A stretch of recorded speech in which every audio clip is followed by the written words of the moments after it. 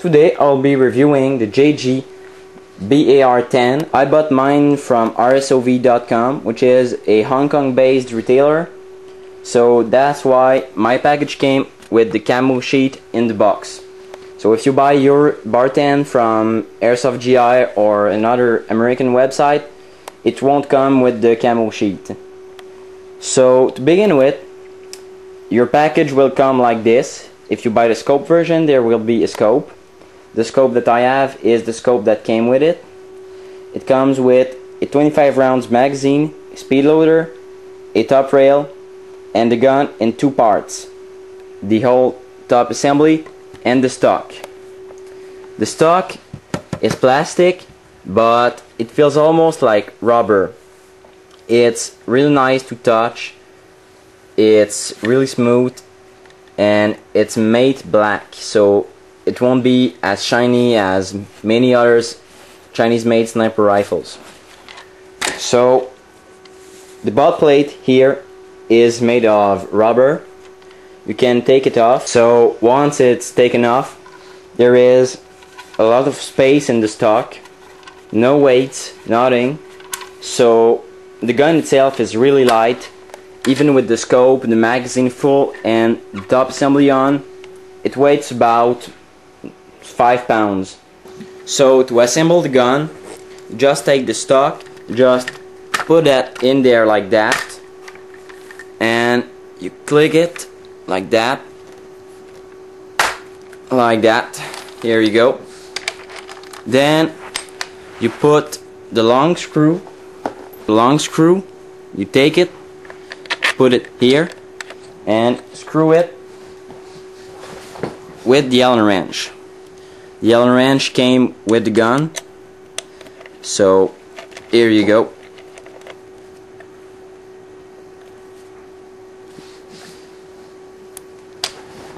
Then, so since it is a bolt action sniper rifle, to cock it, lift this up, pull, push down, take the safety off, and fire. So about the safety is located right here. So when it's down, it's safe. When it's up, it's fire. Okay, so the whole top assembly, including the barrel, is metal. The cocking handle here is metal. The trigger is metal. Sling point here and here are metal. And the safety is metal.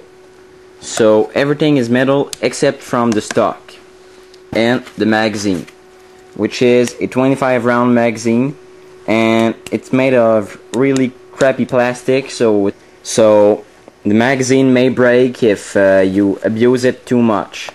The top rail here that comes with the scoped version is made out of metal, but mine came without screws to attach it to the gun, so I asked airsoft.com if they could send me the missing screws, and they said yes, so I should get the screws in about a week or so. The barrel here is a brass barrel. It is a 6.06mm barrel stock, so accuracy is really great.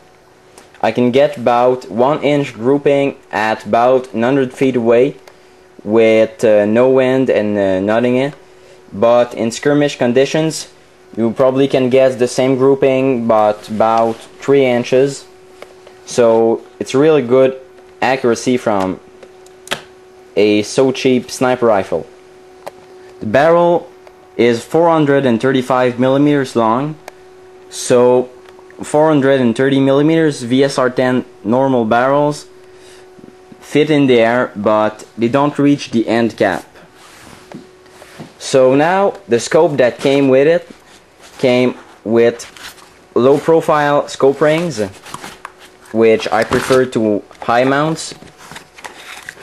It came with lens cover, and it is a 3:9 zoom, and it has a 11 setting illuminated reticle. So you can see here the reticle. It's pretty good reticle. It's really useful for airsoft, for long range shooting, but the illuminated reticle isn't that great, even though it has 11 settings, but I don't even use it even in nighttime. But when I use it in nighttime, I usually put it at about 4 or 5, so you can see it maybe just a little bit when it's really dark, but not too much, just to give you a good idea of where is your crosshair. By the way, the batteries are included, so I think it's a pretty nice touch. Also, it is adjustable. You just unscrew these things to adjust it for elevation and windage, and you simply have to put this back on. It's pretty good scope.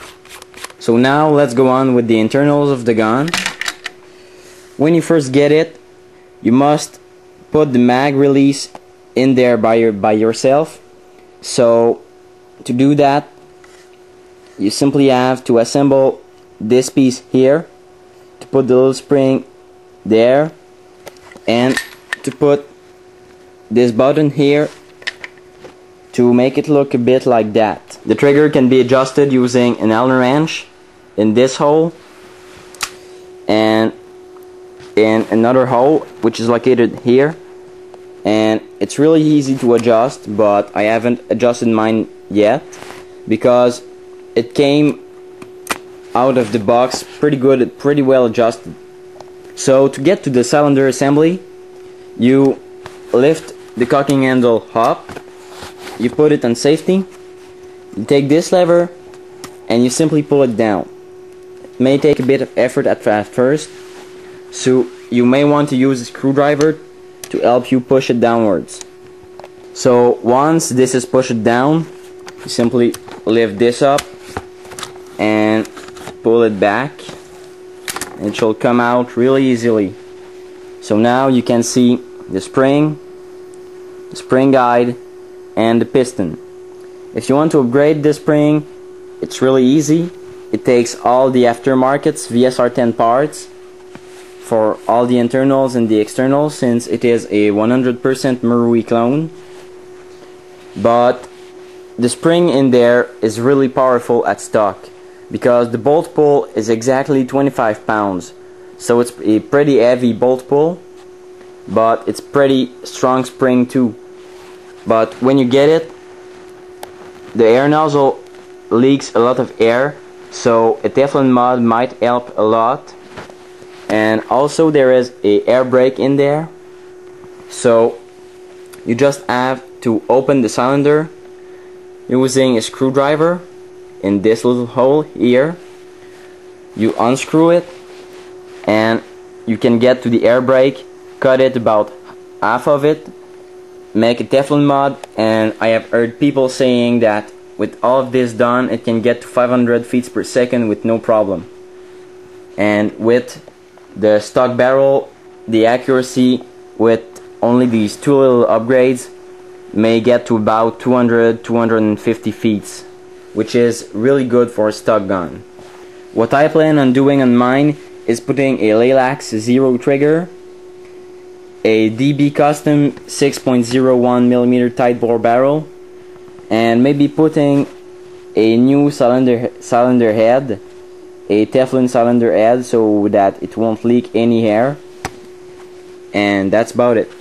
So for now, I'm going to put this back on. Simply push it, but you may see that in there is a little hole, this thing that is a bit shiny.